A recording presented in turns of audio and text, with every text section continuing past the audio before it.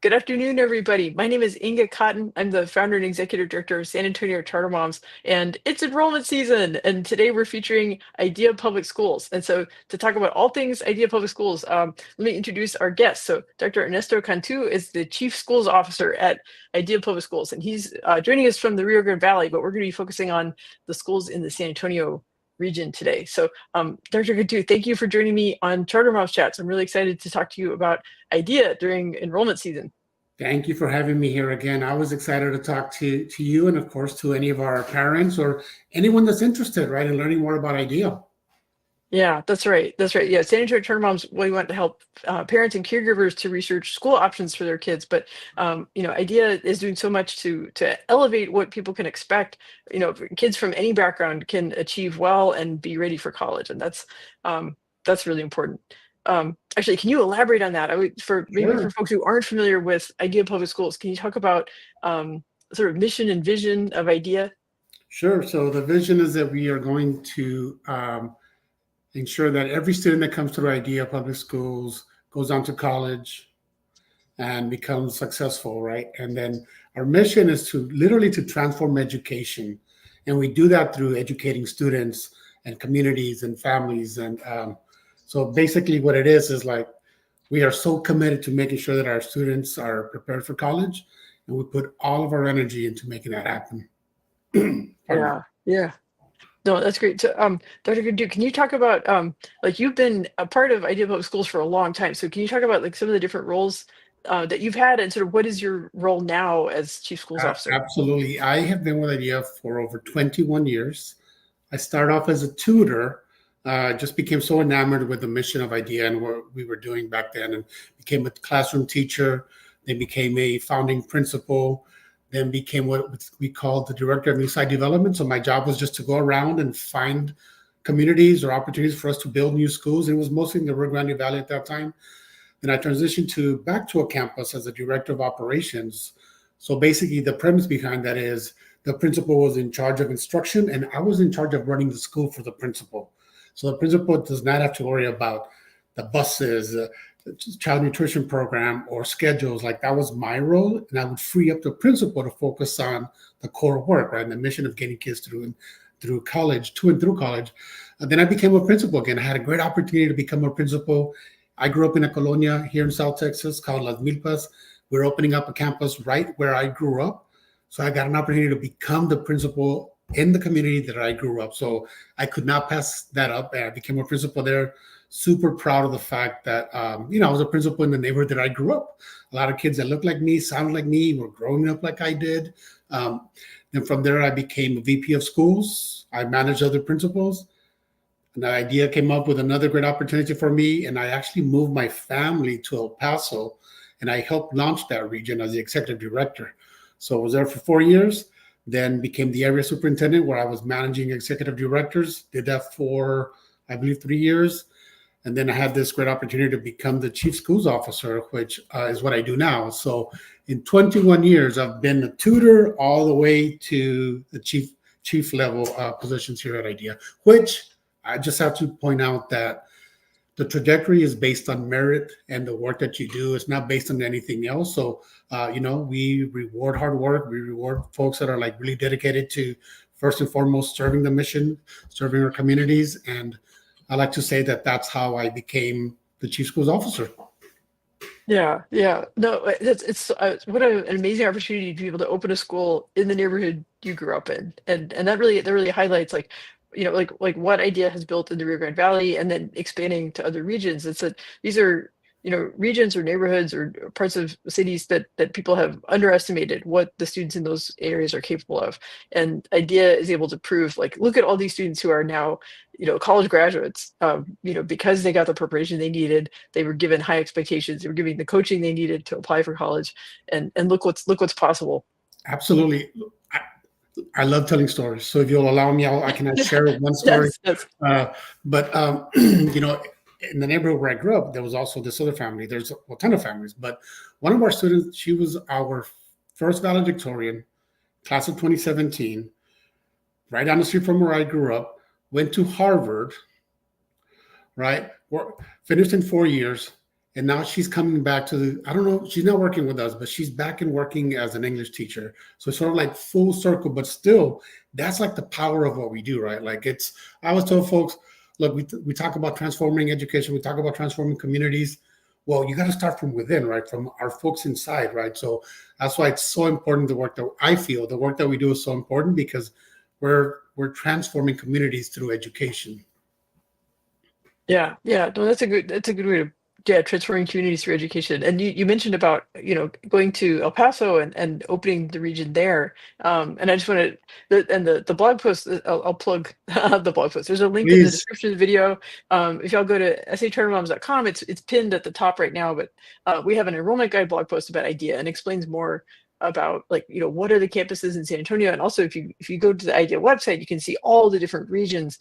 And it's just been remarkable growth. It's like, so I'm going to do a little storytelling, but I remember in 2011, I heard that Idea Public Schools was going to open outside the Rio Grande Valley for the first time. And that's when the Carver Academy, that was a yep. private school, became Idea Carver, right? So that was the first Idea campus outside of the Rio Grande Valley, and it became a tuition-free public charter school. So that, they were able to increase enrollment. And then that was just the first Idea campus. And now there's 15 campuses, right? Each with a college prep and an academy, like all across the San Antonio area. And delivering on our promise of sending kids to and through college. And we do that every year. And just, I'll put a plug in also for the folks in El Paso. Our folks, I no longer live in El Paso, but this is the first year that Idea El Paso will have their first college graduating, first senior graduating class going to college. So 7 years later, we're delivering on our promises there as well. Yeah. And that means college signing day, right? That's so exciting. Yeah. Happiest time of the year for us. That's when we get to see, the fruits of our labor. And then for folks that don't know what college signing day, basically it's a huge celebration where our students get to announce where they're going to college. And we bring our families in, they bring the mom and dad in, hopefully the Coliseum or wherever we're at, the room is big enough. And we can bring in, family members, and everybody gets to celebrate. I did it with my own daughter, who also went to IDEA. And I'll tell you, walking down as a parent, as she's walking to take her seat is so powerful because you see the fruits of the labor. And as a parent, well, you're super proud. But then as an educator and part of IDEA, you see just how important the work is. And I'll tell you, my family's been IDEA. Like my wife used to work at IDEA. My kids went through IDEA. 2 of my kids are teachers at IDEA because they're continuing to work on the mission. So, yep. And some of my ex-students from far actually work in San Antonio at IDEA San Antonio. So, Oh, wow. That's yep. great.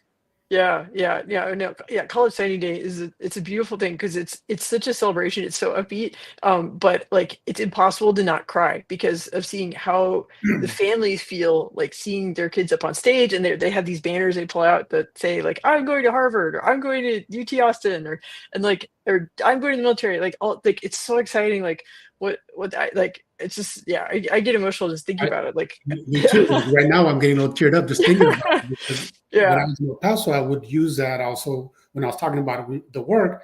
I would end any meeting with a video of college signing day, and it's just exactly just the impact that it has on folks. Like whoa!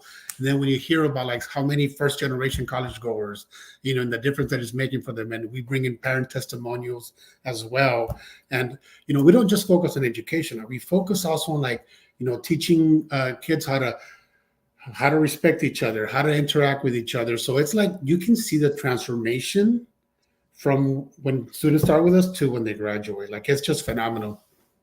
Yeah, yeah. Well, IDEA backwards and forwards, and and I've been a fan for so long. I feel like we're jumping around like Yes. but at least I have a list of like all the things I want to be sure to cover. So, Sure.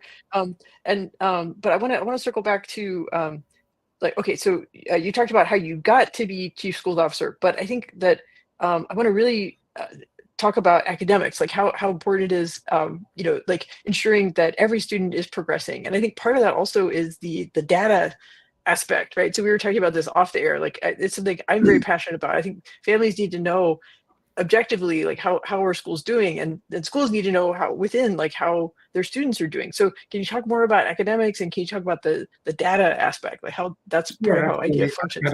At a campus level or at a region level, like we are super data driven.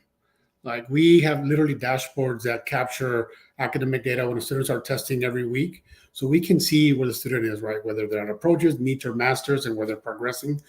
We have historical data going back a couple of years. And recently the there's been another hold on the state accountability, right? As far as releasing letter grades.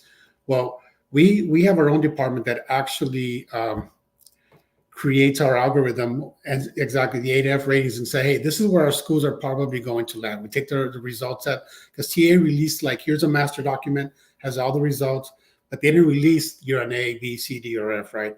But our department, our internal department, we calculated on our own.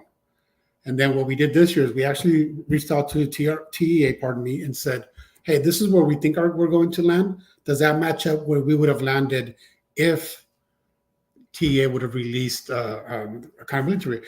And we're right on point, right? So it's, we do have some work to do, but one thing that we do not do is shy away from a challenge and shy away from sharing our results. At the end of the day, this is where we're at, and we identify areas that we need to focus on and grow. And we are super transparent with our families. Say, hey, this is where our schools are at, and this is where we're winning, and this is where we're not.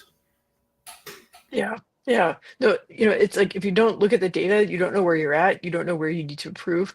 And there might be some bad news, right? There's some campuses that are performing below where you want them to be, but there are also some campuses that are real bright spots, right? Like so IG Dudson performed very well over the past year, with a student body that's predominantly free and reduced lunch. So that's really it's breaking the narrative that students from certain parts of town or certain ethnic or racial backgrounds just can't succeed. That's absolutely not true. Any student can succeed. Absolutely. We have to set our expectations high. And at the end of the day, as the adults in the system, it's up to us to make sure that students are learning and that they have what they need in order to continue on to college. And I take it personally when students are not successful, like at the end of the day, it's my fault, and I tell our folks, like, it starts with me. Accountability starts with me on what I did or didn't do. But what happens then is I got to decide what we're going to do moving forward, right? What's the new strategy? What are we going to do for this year, because we had the gaps last year? And that's the one thing that I really love about our organization is that we never rest. Where I was like, okay, where can we improve? And we're super honest and transparent. Like, this is where we're at. And one thing that you will never hear from us is us making excuses for the results that we have. Yeah. Yeah. Well, that's I mean, you've worked at the campus level, and like what are some of the strategies? Like, so like if a school leader is trying to raise academic performance on a campus, like what are some things that they could do? Yeah. So we like to really focus on, when I talk about data driven, right? So we can see where students are in terms of their academic progress, whether, and it's approaches, meets, or masters, or pre-approaches, and some students need to grow certain. So what we do is, like, we really take that system and we break it apart, and we say, okay, these are the 10 students that I know are a few questions away from approaches. What can I do for them differently? And these are the students that need to get to meets, right? So that they're already meets means they're at grade level. What can I do differently for them? And then these are the students that are already at masters. They're already getting ready for college level, right? What do I need to do to keep them at that level, right? Because that's the challenge. Is you're at masters or at meets, but every year you need to keep growing. So that would be my number one recommendation, is like, you got to know your students, you got to know your data, you got to come up with a plan, and then you have to follow through on your plan.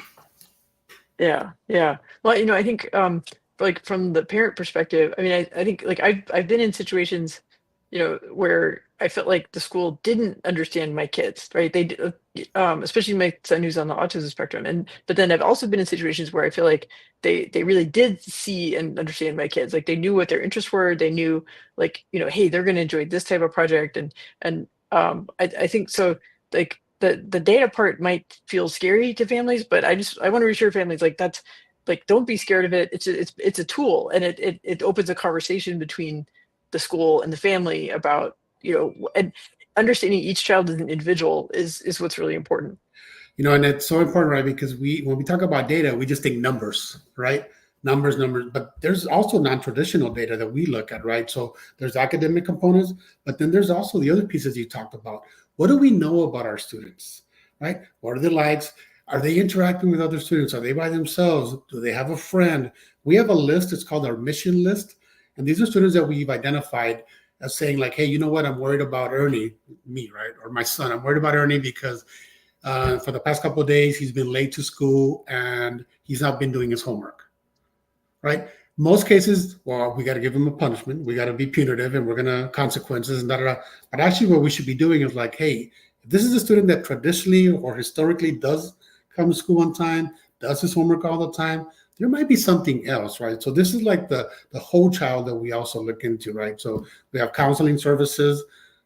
We really train our teachers to be on the lookout for this thing. So if a parent hears mission list, please trust me, it's not a bad thing. It's a good thing because we're putting kids on the mission list because we're worried about them. And the thing is, we want them to continue at IDEA, right? So we want them to be successful. And these are some of the non-traditional data points that we use to make sure that, we're helping the whole child. Yeah, yeah. Well, and that ties back in with, like, earlier we were talking about college signing day, and these celebrations, and that happens once a year, and it's primarily for the seniors. But there's a lot of other traditions, right? Things like celebrating reading, right? Right. We have math masters. We celebrate reading AR points. Um, we we also do like attendance and report card, and we find reasons to celebrate students. And well, sorry, earlier you asked for a tip. This is another tip that I would give another educator, right? Like, look, it's easy for us to sit back and say, these are all the things that the student is not doing well.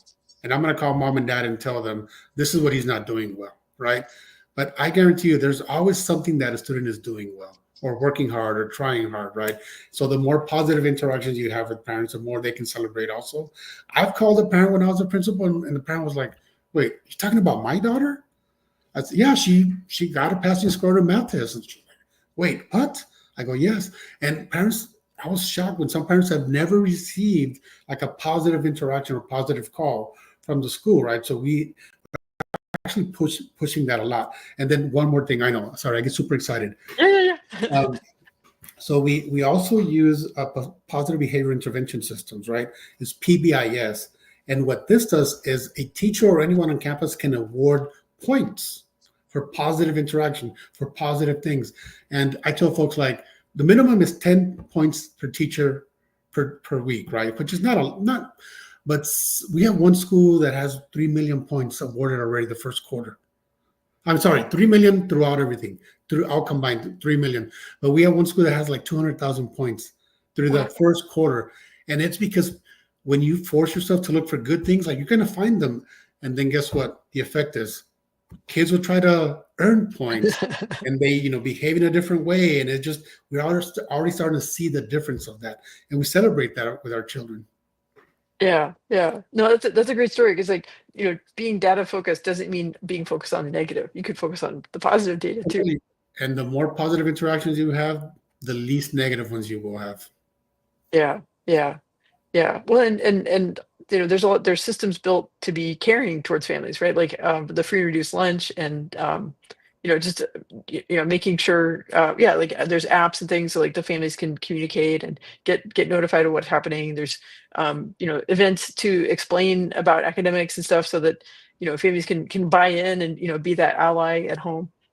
And you were talking earlier about college signing day, right? But it's also we start our college signing day procedures, I would say, as freshmen. Each student in high school has a college counselor that's assigned to them, right? So that means that for the next 3 or 4 years, you have someone that's helping you with filling out the application, getting FAFSA done, making sure you have letters of recommendation, making sure you have your 6 colleges that you absolutely want to apply to, right? In some cases, students, they apply to more than that, but we have like 2 as your dream or your push, 2 that you're going to get into, and 2 like, I'm not sure. But we really do a lot of match and fit with students, right? And it starts at freshman, not a junior or a senior, right? So by the time it's already junior or senior, it's more of like, what do I need to do, but more of like, where am I going to go? Which is why college signing day is so important. Right, because the anticipation's been building up and the level of preparation. So yeah, I mean, it's but for this past year, it was 100% college enrollment, right? Yeah, absolutely. 100% of our students get accepted, and we We're not actually, the clearinghouse works a little bit different, right? So we're still getting our data. So I don't want to say we, Okay, but so I it's will close to say this, 100%. yes, but it is in line with historical performance for us. Yeah, yeah. Well, and I have a high school senior this year, so I really appreciate the complexity of this process. And of course, my dad, who went to college in the 1950s, he did it all himself pretty much. But I'm like, yeah, it was a lot simpler back then. These days, it's really and it really makes sense. Like kids need to apply to more schools because they might get financial aid at one school but not another, right? So you really want to do everything you can to increase the chances that they can get into college and actually be able to get enrolled. And we actually do, we have our college success team that actually does a lot of review of the universities, and they say, okay, like this one has a high 4 year completion rate, this one has a high 5 year completion, a high year completion rate. And the reason that some of those colleges have higher 4 years or completion rates or less is because they are able to invest more money in students, right? So students, like, yes, of course, this is a campus, a university that's graduating kids in 4 years, and this is why. So we're going to try to get as many kids as we can into that college, because I know as a parent, I had to pay out of pocket for my children, and that can be expensive, right? So we do that. We also have an AP for all program, right, where students also take AP classes in high school. If you get AP credit, that means that you earned a 3, 4, or 5. And in most cases, most universities, at least public universities, will accept that as college credit. So you have a student that's already further ahead because they have AP, and we're getting them really well prepared. So we do cut down the time. Instead of taking them 6 years, 5 years, we get them down to 4 years. It took me 5 years to finish, and like you, I didn't know what I was doing at first. I got lucky that a friend of mine had already enrolled, and I sat at his kitchen table as he helped me fill out all the applications, get all the documentation, all the things that I needed. I didn't have anyone helping me with that. So when I think about the opportunities we provide our parents and what we decide to invest, in terms of like resources and staff, it just shows that we are so committed to making sure that our children are graduating from college. Yeah, yeah, yeah. College it's very intimidating right now. So the fact that IDEA has that much know-how, like research to benefit all the IDEA students and alumni, and also like on each campus, right? The college counselors, starting from ninth grade, working with each student, so that coaching them on what to do. It's the I feel like the process is too complex. There's too many traps, so you really need guidance to get through it. And IDEA is making a priority to provide students with that guidance, not expecting them to find it through their family, friends and stuff. If they're first gen students, they may not know anybody in their extended family or friend circle who's gone to college. They're the first one. We want them to be pioneers and and get the help they need to get there. Absolutely. And we say to and through. We have counselors that are alumni counselors that are provided for our students that are already in college, that are actually checking up on them, making sure how their GPA is, and connect with them throughout their time. Because in some cases, right, like you just said, like the student that I talked about earlier, she was in Boston, never traveled outside the RHV. 2 months later, she's like, I want to go home. Like, this isn't for me. And her mom and her counselor were like, no, no, no, no, no. You got to power through. You're going to make it. You're going to be fine. But it was because she didn't have that social network. But we're getting better at doing that as well. Yeah, yeah. Well, you talked about how many AP scholars. And one thing we talked about this in the blog post, but like IDEA schools get such high ratings. They show up on like best high schools list, and part of it is because of offering programs like AP or International Baccalaureate or things like that. Like these programs drive the results, and it shows up in the rankings. Yeah, I'm going to brag a little bit. I promise that I don't like to brag, but I'm going to brag about the school where I used to be a principal, and where we started setting the vision for what you just said. Right, this is the J. Matthews Challenge Index, right? That shows where the schools are in terms of challenging schools across the nation. And the campus where I was a principal, and it wasn't me because I left. Yes, exactly. That school in Las Milpas is ranked number 2 in the nation as the most challenging high school. Like, that's, and if you look through that list, you'll see idea, idea, idea, idea, and it's because we provide access to AP, right? Our students are getting AP credit, And then in most cases, we're also doing well. They're doing well in the state accountability test, which is also another component of that J. Matthews Challenge Index. But little plug for my old campus. It wasn't me, I promise. I just got the wheel going, and then the principals just took it to number two, and it's just phenomenal. And it's when I think about the opportunities we're providing for students, I I I, I went to school in South Texas. I'm not going to say anything disparaging about my IST, but nobody talked to me about college. No one ever talked to me about, hey, this is what you need to do to get into college. No one ever said, hey, should you be taking this course versus that? No, someone just scheduled me, and that was it. So I just got lucky that I graduated. I'll be honest. So we're trying to remove that from our students and making sure that it's not based on luck. It's based on strategy and time and effort that we're placing towards getting our students into college. Yeah, yeah. Oh no, these are you're making really good points. Yeah, the challenge index is important. And then a lot of the schools that show up on those lists, like some of them are magnet schools that are selective, right? So kids have to take a test to be able to even enroll, right? And some of those schools are, located in the suburbs or located, where they're going to draw on, a more affluent group of families. Like maybe those kids have had tutoring and they had, private pre-K before they enrolled, and extra supports that they get. But IDEA is an open enrollment public charter school. So there's no tuition, there's no admission requirements. These are just regular kids. All you have to do is apply and get through the lottery, and Yep, you're in. that's it. You're in. I used to tell parents, in Spanish, right? So what do we need? I just say, el deseo y las ganas por la educación, just like your drive and desire for education. That's all you need, right? You bring your child. We need you to commit also as a parent and commit with us, and we're going to work as hard as you to make sure that your child is prepared. Yeah, yeah. Okay, I'm looking at my checklist and make sure. Okay, I love stories, so I'm going to ask you for more stories.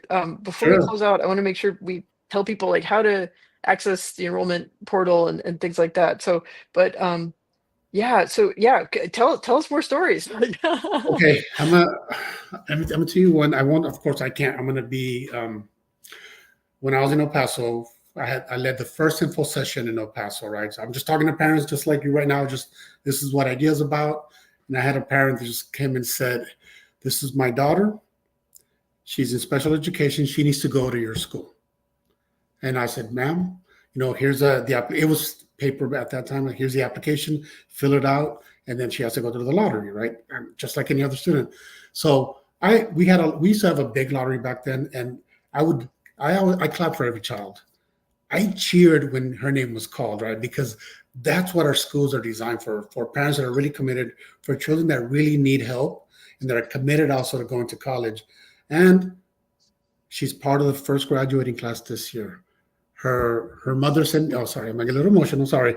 Her mother sent me this nice request, and we're creating a shadow box for my daughter. You also played a big part in this. Can you write her a little note? And I was like, oh my gosh, right? Like this is 7 years ago, and it's still super Oh, impactful. And that's what our schools do, right? Like it's just we try to hire folks that are, I say, mission fit, that are focused on changing lives for children, and our folks work super hard, really dedicated to our students. And but well, yeah, sorry, that's one yeah, story, but I can share another story. yeah, yeah, yeah, Yeah. um, when I moved to El Paso, my son he was going to be a junior in high school, and we took him to El Paso. He had been in idea since first grade, And when he got to El Paso, his counselor there was like, "I'm looking at your transcript. I'm going to have to enroll you in senior level courses because you're already right." And he's like, "Well, I want to graduate in 2 years." And I said, "Son, you do whatever you feel like, right?" So then he ended up actually graduating early because he's like, he was so used to idea and the customs and the culture. And he's like, "Dad, I need to graduate." So he did. And he actually graduated because he was an AP scholar, and he had like 24 AP credits that transferred, which as a parent saved me a lot of money. That's almost a year's worth exactly. And he ended up graduating a year earlier from college. So that's why this is a pitch, a little bit of bragging for my child. It's really a pitch for the AP program and what we bring to the table, right? Because it really does make a difference. And when students are taking this coursework, studies show even if they're not getting a 3, 4, or 5, as long as they get a 2, right, it shows that they're ready for college. So Yeah, yeah. Well, you should be very, yeah, be a proud dad. I But I yeah, that's a am. great story. Yeah, yeah. Thank No, you. because we have a guide, or we have a we kind of highlight the schools that are very focused on college and career readiness, and ideas in the mix. Because of the AB program, and it means that kids at a younger age in the high school years, they're getting exposed to college level material, and the benefits of speeding up to and through college, right? If more Absolutely. college credits, they show up already with college credit in the bank, and then it gets them closer to their diploma. And we're actually seeing that in state accountability where the state is moving standards down, right? Like, for instance, when they were doing algebra in eighth grade, now they're moving them the standards down to seventh or sixth grade, right? So I like to say that we used to do this way back when, right? But we would increase that because we wanted our students to take, say, for example, more math classes, right? So all right, well, let's get them started in eighth grade versus ninth grade. So we started doing things like that opened it up for our students that they were able to take 5 math courses versus just taking 4. And they're also taking AP courses, which are more rigorous and challenging, which in the long run prepares them for college. Yeah, yeah. No, those are great stories, and just I feel like I'm repeating myself a little bit, but IDEA is doing this in neighborhoods and with populations of students that people had written off, that people would not people would never expect the Rio Grande Valley to have so many extraordinary schools, like showing up on national rankings as some of the best high schools in the Yeah. country in the Rio Grande Valley. Like, And in San who would Antonio, thought? we have a Yeah, lot of really good schools. And you're right. Like when we were opening up schools, we looked at what we said like, um, here's a either high Elliott, well, free or reduced lunch, right? So, which like in the RGV, that's the majority of the RGV right now, right? So pretty much mhm, anywhere we open up schools, that's where we're at. San Antonio is probably very similar as well. Um, yep, and we never shied away from like, oh, this neighborhood or no. It's like there's a need. We need to get kids into college. All right, let's fill that need. Let's open up a school right here. yeah, yeah. And the way it is now in San Antonio, there's an idea school within 10 or 20 minutes of wherever you live in San Yep, that Antonio. was So Rolando Posada, the former founder of Idea San Antonio. That was his philosophy. Is like there's going to be an opportunity for a parent every 15 minutes. I was an executive director in El Paso, and he was in San Antonio, and I was like, oh man, that's such a great philosophy, and I wanted to steal from him, but yeah, I mean, it's just it. As a parent, I do tell parents this, like, look, we do expect from you also a commitment because it's not just about dropping off your child. I one more story, or as many as you want, as many as you want. no, keep it coming. Yeah. Yeah, I used to when I was a younger principal many years ago, I'd say that we had I parents, and I still say I parents when I'm at a session, and they're like, what do you mean I parents, right? Like as in the letter I, and I'd say when I'd have parents that wanted to withdraw their children, right, and it'd be because I have to get up earlier to drop him off. I have to pack his lunch, or I have to check his homework. I have to stay up late. And it was like and I was like, ma'am, like, or sir, like, at the end of the day, like, we know it's going to be hard for you and it's a sacrifice for you, but you're making this for your child, right? Like, that's why we're asking. So, like, whenever I lead an info session, I always share that story because I want parents to have a very clear understanding that we are asking also a commitment from our parents, not just from our students. And is it challenging? Absolutely. But we know that when we work together, we just success, success, success, success.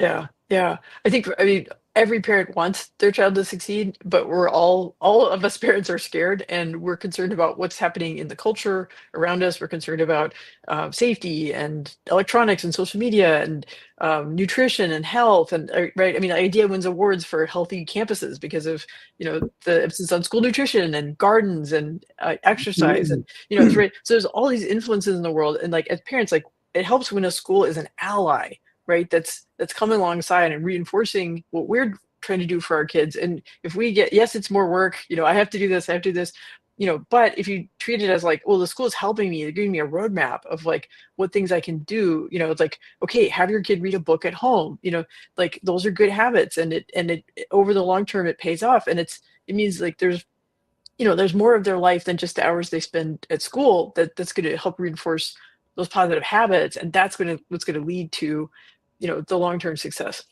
Absolutely. That would be another tip for parents. Like, even if the school's not assigning, you should assign your child to read. Well, my parents passed away when I was really young, so I grew up in a colonia. My mom died when I was 4, my dad when I was 5. Not asking for sympathy or anything, but the story here is that my sister that was 18 raised me, and my other brothers and sisters. Right? I don't know how she did it, Ms. Cotton, but she bought an encyclopedia set for us. Remember back in Yeah. back in the 70s, I'm a child of the 70s, like the traveling door-to-door encyclopedia salesperson, I don't know how she did it, but she bought an encyclopedia set for us. And that was my reading material. And I would just grab it, and it was raining and it was this, and I would read it. And that's why I ended up becoming a history major, because I just got so in tune. But it's because reading was fundamental, and reading is key, right? So as a parent, I'm asking you, folks, have your children read like comics, Barnes and Noble, just read, and I promise you it'll make a big difference. Yeah. Yeah. Oh, those are great tips. Okay. Well, I love these stories. I got same stuff for next year. Okay. But All I right. want to make sure we talk to people about open enrollment and the applications and stuff. And actually, this is my excuse to plug. We have a Facebook discussion group. So San Antonio Charter Moms discussion group on Facebook. And if you're confused about what is this lottery business, we've got members who are really helpful and can explain, but anyone can also, IDEA has registrars, right? Folks who are eager to answer those kinds of questions. But definitely, like, people they can, and you mentioned there used to be paper application forms, right? There Yes, used to be in-person lotteries. I remember these days, but now the best thing people can do is go online and fill out the application on the website, right? absolutely. And folks, if you need assistance, you can call the front office, and someone can literally help you fill out an application. So, if you don't have a computer at home, or you don't have easy access at that moment, call the school. Someone will help you fill out the application. Yeah. Yeah, that's one thing I've noticed about the folks who work at IDEA are very motivated, and they really want to help families. They really want to explain how it works. Okay, so folks should know that the lottery will be on February 15th, and so folks should get their application in before midnight the day before to be Yep. included in the lottery. And we explain this more in the Facebook group, but the short answer is that you get a better chance of getting an acceptance if you apply during open enrollment, because it'll be included in the lottery. If the school fills up and you apply after the lottery, you get added to the waiting list. The waiting lists do move, but better to get it in sooner. And the applications are really short. So, and like Dr. Cantu said, just you can call the front office or stop by a campus and they'll help you with it. And even, what, you're not entirely sold, call the front office and ask for a tour. Tell them Dr. Cantu said I could call for a tour. Or I want somebody to meet with me to talk to me about IDEA. And someone should meet with you to talk about IDEA and what you can expect or not expect. Yeah, because it goes back to the mission and vision, right? That you want Absolutely. to transform education. You want every student, including these students from neighborhoods or backgrounds that people had not expected much from, and now these kids are going to and through college, graduating from some of the best universities in the country. Absolutely. It makes a huge difference, for a family to go through college, for a child to go through college. Like, I was the first one in my family to go to college. I can just say that it truly has transformed my life, and it transformed my children's lives. And I know to transform my grandkids and so on and so forth. So for me, education was life-saving. Maybe I'm being too dramatic, but let's just say that education was really important to me, and it really put me in the right path. Yeah. Well, thank you so much, Dr. Cantu. This is a great conversation about IDEA, and I hope it inspires some people to, find out more and get their applications in during open enrollment. Thank you so much for having me on. I had a great time last time, and I had a great time today. As you can tell, I love to talk, and I love to talk about IDEA. Very passionate, 21 years here and counting. So thank you for having me on. Thank you so much. Have a great evening. Thank you, you too. Bye, everyone.